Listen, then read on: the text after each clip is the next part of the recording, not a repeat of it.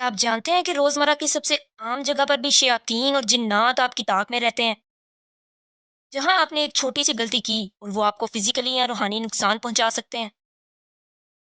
جان بوجھ کر نہیں تو نہ جانے میں کی گئی ایک غلطی۔ اسلام نے ہر نقصان سے بچنے کے لیے ہمیں تعلیم دی۔ اس کے لیے بھی نبی صلی اللہ علیہ وسلم نے ایک آسان دعا سکھائی۔ وہ دعا یہ ہے: بسم اللہ، اللہ انی اعوذ بک من الخبوث والخبائث، جس کا ترجمہ یہ ہے: اللہ میں تیری پناہ میں آتا ہوں خبیثوں اور خبیثیوں سے۔ اس دعا میں خبیثوں اور خبیثیوں سے مراد مذکر و مونس جنات و شیاطین ہیں، جن کا بسیرا عموماً گندی جگہوں پر ہوتا ہے، اور یہ دعا ان کے شر سے بچنے کا حصار ہے۔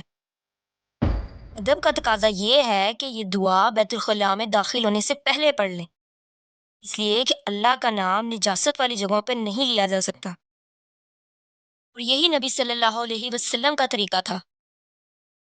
اس چھوٹی سی دعا کو اپنی عادت بنائیں، خود بھی پڑھیں اور اپنے بچوں کو بھی سکھائیں تاکہ وہ شر سے محفوظ رہیں۔ اس ضروری معلومات کو دوسروں تک پہنچا کر ثواب جاریہ حاصل کریں۔ اگلی ویڈیو تک اللہ حافظ۔